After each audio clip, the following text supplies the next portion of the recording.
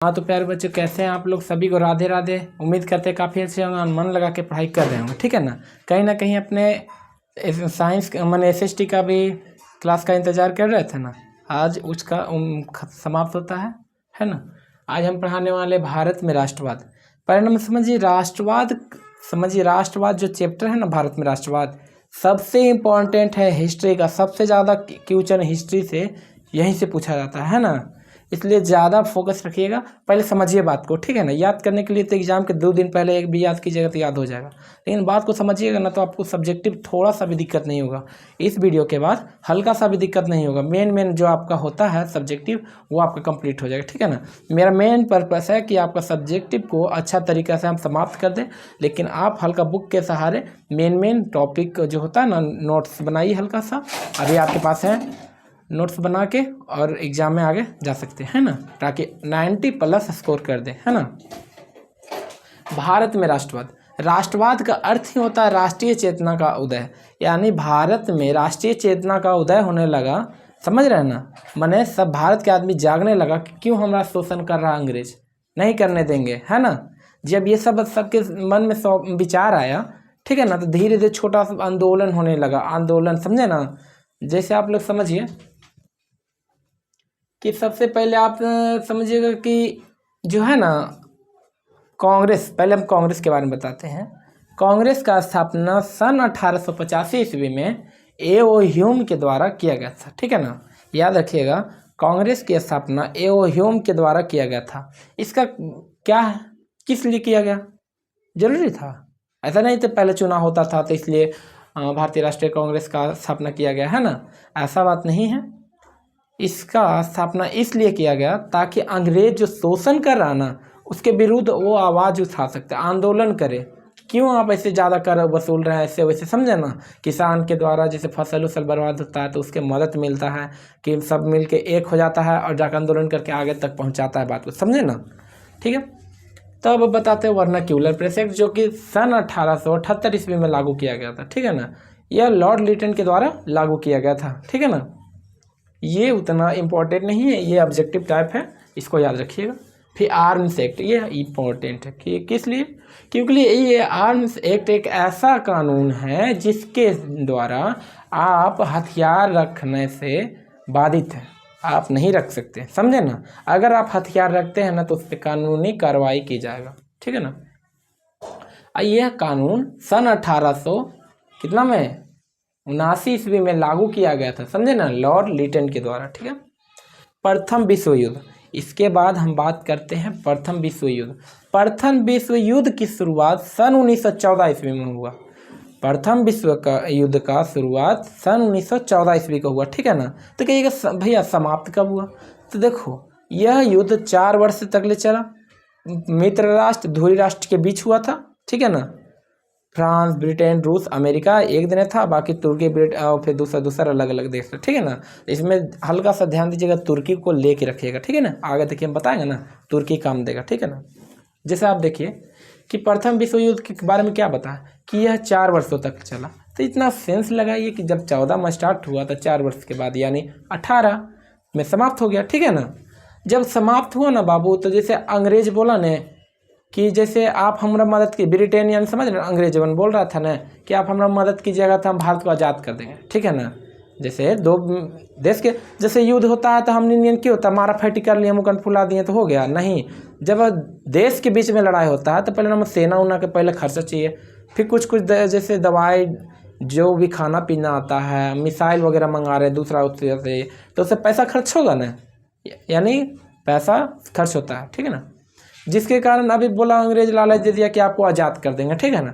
जब आज़ाद करने की बात आया तो सब जितना भारतीय सब मिलजुल के सब लड़ा, प्रथम विश्व सब मिलजुल के लड़ा, ठीक है ना। एक बाद अब जब जीत भी गया तो अब आज़ाद करने का बात आया, ठीक है ना। जब आज़ाद करने का बात आया तो बोला ना कि नहीं देंगे हम आज़ादी, काहे देते। तो इसके कारण भारतीयों को बहुत बड़ा झटका लगा, बहुत आक्रोश के साथ उन्होंने आंदोलन स्टार्ट कर दिया, ठीक है ना। छोटा छोटा आंदोलन कर दिया जहाँ था। इसके बाद तुर्की को जब हराया ना बाबू, जब तुर्की बोले ना कि प्रथम विश्व युद्ध में ब्रिटेन द्वारा तुर्की को हराया गया, जब तुर्की को हराया गया तो वहाँ पहले नंबर समझ लीजिए खलीफा का शासन हुआ करता था। खलीफा इस्लामिक दुनिया का सबसे बड़ा, जैसे हम लोग पुरोहित होता है ना, पंडित जी, वही थे। और उस पर जब दुष्व्यवहार किया गया अंग्रेजों द्वारा उस पर, तो भारतीय मुसलमान और अलग अलग मुसलमान सब मिल के सब आंदोलन करना स्टार्ट कर दिए। समझ रहे हैं ना? जब आंदोलन करना स्टार्ट कर दिए तब देखे कोई बड़े बड़े नेता कि कहे नहीं इसमें भागीदारी लेते हैं तो हो सकता है आंदोलन को बड़ा किया जा सकता है ना? ठीक है, तो अभी उतना नहीं, अभी उसके आगे डिटेल से हम चर्चा करने वाले, ठीक ना? अभी दिल थाम के रखिए। ये है रॉलेट एक्ट। रॉलेट एक्ट एक ऐसा कानून है जो सर सिडनी रॉलेट के द्वारा सन 1919 ईस्वी को लागू किया गया था, है ना? कहिएगा भैया क्यों लागू किया गया था, पूछिएगा ना। तो जैसे वो पूछ देगा एग्जाम में रॉलेट एक्ट क्यों लागू किया गया था, तो आप सीधा सीधा याद रखिएगा, जब भारत में आंदोलनकारी बहुत सारा बन गया ना, संगठन आंदोलन होने लगा, हाँ, तो जिसके कारण से कहा नहीं ऐसे नहीं होने देंगे, ऐसा तो हम लोग जाना पड़ेगा ना देश को छोड़ के। इससे बचने के लिए ब्रिटिश गवर्नमेंट ने रॉलेट एक्ट लागू कर दिया। इसे काला कानून भी कहा जाता था, ना दलील ना अपील वाला भी कानून कहा जाता है। कहो किस लिए? इसमें अगर आप एक से अधिक व्यक्ति के साथ संगठन बना कर रह रहे हैं तो आपको बिना कोई कार्रवाई किए आपको जेल में डाल दिया जाएगा। अगर आप वकील जैसे छोड़वाने के बात किया जाए, वकीली समझ लाइएगा छोड़वाने के लिए, तो नहीं किया जाएगा, समझे ना? ठीक है, रॉलेट एक्ट के कारण ही जालियांवाला बाग हत्याकांड हुआ था, ठीक है ना? 13 अप्रैल 1919 ईस्वी को जालियांवाला बाग हत्याकांड हुआ घटना। कहो किस लिए? पहले 9 अप्रैल 1919 ईस्वी को सैफुद्दीन किचलू को, जो कि बहुत बड़े नेता थे, जब बोले ना कि जब मुकर गया बात को लेके अपने अंग्रेज, तो सब समझ रहे हैं ना, संगठन बना के आंदोलन करना स्टार्ट कर दिए। तो उसमें सबसे प्रमुख नेता था जो सैफुद्दीन किचलू, जिसको 9 अप्रैल 1919 ईस्वी को गिरफ्तार कर लिया गया, ठीक है ना? जब गिरफ्तार कर लिया ना, तब भारतीय जनता में आक्रोश उत्पन्न हुआ कि गिरफ्तार कैसे कर लेगा। अब मेन दिक्कत है, मेन संगठन भी बना के नहीं कुछ कर सकता है। तो याद कीजिए, आप जालियांवाला बाग हत्याकांड पढ़े हैं ना?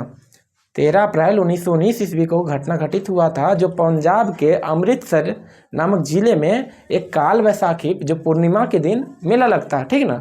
उसी के दिन एक जालियांवाला बाग है ना, उसमें मेला लगा हुआ था। और ये बहुत बड़ा बड़ा ऊंचा ऊंचा दीवार था, मात्र उसमें एक ही गेट था, समझे ना? जब उसमें बहुत सारा भीड़ था ना, तो जब वहाँ के स्थानीय जो मजिस्ट्रेट थे सर सिडनी रॉलेट, है ना, तो वो तो कुछ नहीं किए। फिर वो तो कानून ना लाए थे, तो मेन दिक्कत स्थानीय जो मजिस्ट्रेट थे जनरल ओ डायर, कभी कभी आप देखेंगे तो दोनों सेम है ना? इससे कंफ्यूज नहीं होइएगा कि ये अलग व्यक्ति है ये अलग व्यक्ति है, नहीं। तो जब उसको पता चला ना, तो उस आक्रोश मन में हुआ कि सर तुम मेरा बात कैसे नहीं माना। वो भी बोले तो 2 से 4 आदमी तक बीच में नहीं रहना है, तुम लाखों की संख्या में भीड़ लगेले है। तो उसको गुस्सा बढ़ गया, ठीक है ना? तो जाके सगरू चारों तरफ से उसको घेर के सामने बड़ा सा तोप रख के इतना गोली चलाया कि उसमें से एक आदमी भी नहीं बचा, एक से एक आदमी तक नहीं बचा। आप समझिए, लाखों के भीड़ में अंधाधुंध गोलियां चला जा रहा था, खून की नदियां बह रहा था। वहाँ बीच में एक कुआं था, कुआं भर गया लाशों से, समझ लीजिए। पहले मैं कुआं गहरा था, कुछ को डूब के भी मर गया, जिसके बाद ऊपर से ऊपर तरोपरी कूद रहा है, तो नीचे मरवे न करेगा। इतना मृत्यु हो गया था, तकरीबन डाटा में तो कम लिखा हुआ, लेकिन उससे अधिक तक वहाँ मृत्यु हुआ। दिल दहला देने वाला ये घटना था, जिसके कारण जब ये घटना घटित हुआ न, तो जितना भी क्रांतिकारी नेता थे सब का मारवे करेंगे, ऐसे कैसे छोड़ देंगे, सब मारने के लिए आंदोलन करने। तो जो नरम दल का नेता था वो तो आंदोलन करे पर थे, लेकिन जो गर्म दल के नेता, जैसे नेता उता के जो घूस उसके मारे ले, समझे ना, कि एने था तो इसको मार दिया, वैसे मार दिया, ठीक है ना? इस समय स्टार्ट हो गया। और जब हो गया जालियांवाला बाग हत्याकांड, तब खिलाफत आंदोलन भी आपको बता दिए थे, ठीक है ना? असहयोग आंदोलन, जब यही खिलाफत आंदोलन बड़ा रूप ले लिया ना, तो महात्मा गांधी इसका फायदा उठा लिए। कहो कैसे? जब देखा कि इतना बड़ा सब मुसलमान हिंदू मिल के जब ये मिल के आंदोलन कर रहा है ना, तो अब इसको भी लगा ना कि नहीं, अब इसको छोटा मोटा नहीं बहुत बड़ा रूप दिया जाए। खिलाफत आंदोलन तो छोटा सा हो गया नाम, असहयोग आंदोलन, जो बिना किसी के सहयोग से किया जा रहा हो उसे असहयोग आंदोलन कहते हैं ना। तो इसीलिए बहुत बड़ा संख्या, बहुत सारा भीड़ लगा, तब आंदोलन में तरोपरी आदमी जुड़ते गए, जिससे बहुत विकराल रूप धर लिए। अगर चाहते हैं तो सन 1922 में आज़ाद हो जाता भारत, है ना। असहयोग आंदोलन का शुरुआत 1920 से 1922 तक चला, है ना, याद रखिएगा। जब वो आज़ाद होता तो उसका कारण हो गया, ठीक ना, कि वो सक्सेस नहीं कर पाया। कारण ये था कि चौरा चौरी घटना हो गया। आप लोग पढ़े होंगे, उत्तर प्रदेश के चौरा चौरी नामक के स्थान पे 22 पुलिसकर्मी को जेल में बंद करके आग लहरा दिया। जैसे बोले ना आपको, जैसे सब क्रांतिकारी नेता करा था, तो हमने इतना आदमी को मारा तो उन्हीं के छोड़ देंगे, तो बस ओकरे में जेल में बंद करके लहरा दिया, समझा ना। जिसके कारण महात्मा गांधी बहुत दुख पहुंचा, जिसके कारण उन्होंने ना असहयोग आंदोलन स्थगित कर दिए, जिसके कारण उनको जेल हुआ। 6 वर्ष के लिए उनको जेल भी हुआ, समझे ना। अब समझिएगा, आपको चौरा चौरी कांड भी बता दिए। यह घटना 5 फरवरी 1922 ईस्वी को घटित हुआ था। कहाँ? उत्तर प्रदेश के चौरी चौरी नामक स्थान में, है ना। आज सभी नया अवज्ञा आंदोलन बहुत से बहुत इंपॉर्टेंट आपका है, ये ध्यान दीजिएगा। सभी नया अवज्ञा आंदोलन एक ऐसा आंदोलन है, ये छोटा एक आंदोलन नहीं है कि सभी नया हो गया, एक बहुत सारे मिले जुले रूप है। जैसे साइमन कमीशन, नेहरू रिपोर्ट, पूर्ण स्वराज की मांग, दांडी यात्रा, ये सब मिला जुला रूप समझिए कारण था। ये सब ने ये सब कारण जिसे मिला दिया गया ना, तो सब महात्मा गांधी का नहीं, सब एक पर ऐसा आंदोलन करो, सब एक पर मिल के करेंगे तब ना प्रभाव पड़ेगा। जैसे आप लोग घरे घरे लड़ रहे हैं तो उससे थोड़ी ना होगा। सब एक पर मिल के विरोध कीजिएगा मंत्री उंत्री के, तबे ना कोई हटेगा। हाँ, जैसे घर घर में बोल रहे हैं खुद ऐसे है वो ऐसे है, तो उससे कहीं हट जाएगा नहीं ना। जब आंदोलन पे उतरते सबे तबे ना हटता है नेता। उस जैसे हो गया था, इंदिरा गांधी को हटाया गया था विरोध करके, जानते हैं ना। अब साइमन कमीशन क्या है, जब ये जनरल डायर द्वारा अंधाधुंध गोलियां चलवाया गया ना, तब अंग्रेज सरकार को भी ये पछतावा, इतना आदमी को अति कर दिया, तो उसको भी सुने ले मिला हल्का फल्का, लेकिन उसका तो फायदा था अंग्रेज को, ठीक है ना। ऐसे ऐसे बता दिया कि बल हम अति करवाए थे, तो जिसके कारण से उल्लंघन किया मेरा नियम को, जिसके कारण हम गोली चलवा दिए। उससे हल्का फुल्का डांट सुना, लेकिन इतना मैंने हल्का फुल्का दिक्कत हुआ था अंग्रेज को, ठीक है ना। जिससे बचने के लिए कि आपसे अब सबको मैंने दिलासा दिया कि आपसे ये घटना कभी नहीं होगा, कभी भी नहीं किसी को जल्दी मारा उड़ा जाएगा।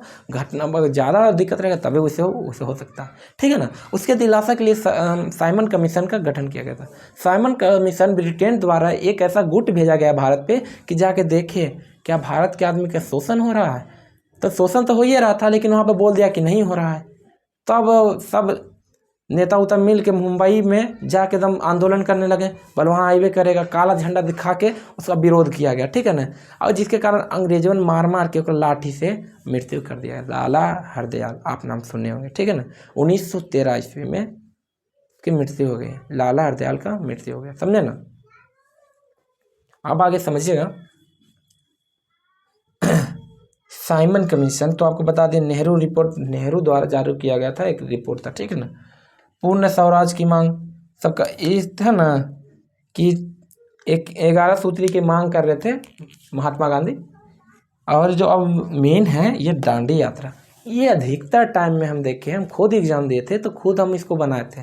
दांडी यात्रा, दांडी यात्रा यानी समझ लीजिए ना, जब कर वसूलने लगे ना बाबू, सब चीज़ पे कर, ऐसे कीजिएगा उसका भी कर, ठीक ना। तब उसको अब लगने लगा ना कि नहीं आप नहीं देंगे कर। जब प्रकृति के द्वारा दिया गया है, जो नमक है जो समुद्र के, उसमें कोई दिक्कत लगता अपना अति करता तो वो क्रोम में अति किया ना, कर लगा दिया, यानी टैक्स लगा दिया। टैक्स लगा दिया ना, तो महात्मा गांधी को लगा नहीं हर एक चीज़ में तो टैक्स नहीं देंगे हम। बार बार ऐसे थोड़ी ना, एक तो आइएगा मेरा देश में, मेरे देश से शोषण भी कर रहे हैं, ऊपर से अब कर लगा रहे हैं, मारपीट कर रहे हैं, ऐसा थोड़ी ना होगा, ठीक है ना। तो महात्मा गांधी ने दांडी यात्रा को शुरुआत किया, ठीक है ना, 12 मार्च, ठीक है ना, 12 मार्च को शुरुआत किया 1922 को, 12 मार्च 1922 को, और 1928 को, 12 मार्च 1928 को, और फिर कितना 6 अप्रैल 1928 को पहुंचा, ठीक है ना। और ये 78 अनुयायियों के साथ, मैंने 78 व्यक्ति के साथ महात्मा गांधी 250 किलोमीटर तक पैदल यात्रा किया, साबरमती आश्रम से लेके, समझे ना, साबरमती आश्रम से लेके दांडी तक, है ना। इतना 250 का डिस्टेंस पैदल उन्होंने किए, समझे ना। और वो जाके ऐसे तो पहुंच गए थे 5 समझ रहे हैं ना, 5 अप्रैल को पहुंच गए, लेकिन एक दिन बाद सुबह उठ के उन्होंने नमक कानून तोड़ा, भंग किया, समझे कि नहीं। तो कौन किए? महात्मा गांधी, याद रखिएगा। अब बात किया जाए गांधी इरविन पैक्ट। यह गांधी और लॉर्ड इरविन 5 मार्च 1931 ईस्वी को यह समझौता किया गया था कि जैसे ये सब नहीं घटना, ये सब बंद किया जाए, काहे लड़ाई झगड़ा कीजिएगा, है ना, अच्छा से बात हो सकता है, ठीक है ना, जिसमें कर उतना नहीं तसलल जाएगा, इस से बात किया गया। और जिसमें जब महात्मा गांधी गए ना, जब बैठक था तो जाना चाहिए ना, दोनों ओर से जाकर आदमी तभी ना बैठक होता है। यही नहीं कि आप ही गए और दूसरा तरफ से भी नहीं किया तो बैठक होगा, नहीं ना होगा। जब गांधी जी गए हैं और इरविन नहीं आया, लॉर्ड इरविन नहीं आया, तो महात्मा गांधी को हल्का फुल्का लगा कि हम तो गए लेकिन वो काहे नहीं आया, जिसके कारण भी हल्का फुल्का आक्रोश धीरे धीरे बढ़ते गया, ठीक ना। अब है चंपारण सत्याग्रह। आप बिहारी हैं, आपको सबसे पहले यही जानना चाहिए। चंपारण जो वर्तमान में पूर्वी चंपारण जो है, ठीक है ना, चंपारण में पहले राजकुमार शुक्ल के बारे में एक जो थे किसानों का नेता थे, पहले नेता हुआ करते हैं ना, तो जो राजकुमार शुक्ल थे किसानों का नेता थे, जो उन्होंने जैसे भारत में पूरा शोषण हो ही रहा था, तो बिहार में एक ऐसा हो रहा था ना, 3 कठिया प्रणाली चल रहा था। विश्वास नहीं कीजिएगा, हो सकता है 2 नंबर का आपसे पूछ लेगा 3 कठिया प्रणाली क्या है, तो समझ लीजिएगा 20 कट्ठा यानी 1 बीघा में 3 कट्ठा, जब जैसे आप अलग अलग फसल लगाइए और 3 कट्ठा आपको नील की खेती करना पड़ेगा। और नील की खेती के चक्कर में सत्याग्रह हुआ, ठीक ना, आंदोलन हुआ। कहो काहे ले भैया, तो नील की खेती करना है ही है, तो उसमें आंदोलन काहे करना शुरू कर दिया। हाँ, तो जैसे आप लोग समझिए, भारत में भूमि हमारी माता है, गंगा मैया भी हम लोग की माता है, समझे ना, गौ हमारे के लिए माता है। अगर गाँव को जैसे आज के गाय के ऐसे ऐसे कुछ करता है तो आपको भी तकलीफ लगता है, ठीक है ना।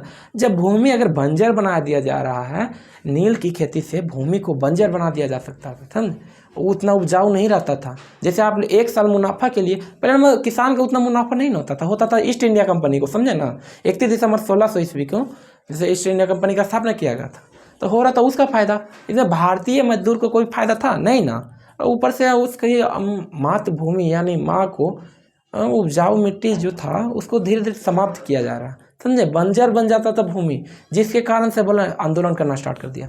जब राजकुमार शुक्ल को पता चला कि महात्मा गांधी भी एक ऐसे आदमी हैं जो सत्य के लिए आग्रह करते हैं, है ना, महात्मा गांधी का पहला सत्याग्रह यही था, चंपारण सत्याग्रह, ठीक है ना। तो जब गए तो महात्मा गांधी को बुलाया गया और महात्मा गांधी उसमें भाग लिए और यह समाप्त भी कर दिए, समझे ना। यहाँ तक आपको कोई दिक्कत नहीं ना, आगे बढ़ते हैं। खेड़ा आंदोलन इतना जान लीजिए ना, यह कब लागू किया गया? 22 जून 1918 ईस्वी को। यह गुजरात के खेड़ा नामक जिले में यह शुरू किया गया था। वो भी लगान मैंने जो होता है ना, जैसे फसल उसल बर्बाद हो जाता है, जिसके कारण से अंग्रेज को टैक्स नहीं मिल पाता है, तो उसी के कारण जब जैसे आपके पास खेती हुआ था तो किसी कारणवश नहीं हो पाया और वो किसी को देना है तो किधर से दीजिएगा, नहीं ना दे पाइएगा। पर में भूखमरी की भी समस्या है, और उसके बाद फिर ये सब पता चला, महात्मा गांधी गए, उन्होंने समर्थन लिए, भाग लिए। फिर इसके बाद पहले खेड़ा आंदोलन कब हुआ? 1918 से जस्ट उसके 1 साल पहले चंपारण सत्याग्रह 1917 ईस्वी में, ठीक है ना, याद रखिएगा, ऑब्जेक्टिव इसी है, यही से पूछेगा। ये मोपला विद्रोह है 1917 ईस्वी में किया गया था। मोपला विद्रोह 1917 ईस्वी में किया गया था, ठीक है। अब बारदोली सत्याग्रह ये बहुत इंपॉर्टेंट है। बारदोली सत्याग्रह यह बहुत इंपॉर्टेंट है, कहिएगा कैसे? बारदोली सत्याग्रह पहले जान लीजिए कब शुरू किया गया, तो 1917 ईस्वी में किया गया। इसमें सरदार वल्लभ भाई पटेल के नाम सुने होंगे, सरदार वल्लभ भाई पटेल का नाम सुने होंगे। सरदार की उपाधि भी बारदोली सत्याग्रह में ही मिला। बारदोली सत्याग्रह एक ऐसा सत्याग्रह मैंने सबसे पहले समझिए सत्य के लिए आग्रह, ठीक है ना, सत्य के लिए आग्रह। जब उन्होंने वहाँ विरोध किया ना और उसके सफलतापूर्वक विरोध कर लिया ना, तो उसमें सफलता भी हासिल कर लिए, ठीक है ना। इतना जान लीजिए। भारत में राष्ट्रवाद जो हम आपको अभी पढ़ाए हैं ये बहुत इंपॉर्टेंट है। कम से कम 3 से 4 बार इसको देखिए, या एक से अगर अच्छा व्यक्ति है मैंने एक ही बार में अगर याद कर रहे हैं तो अच्छा बात है, 1 बार 2 बार देखने से आपको कंप्लीट हो जाएगा। अगर नहीं समझ में आया होगा ना तो फिर जो भी नहीं समझ में आया तो कमेंट कीजिएगा, हम फिर से बताने का प्रयास करेंगे, ठीक है ना। तब तक के लिए धन्यवाद। मिलते हैं किसी और अगले वीडियो के साथ, तब तक बने रहिए एएस क्लासेस के साथ।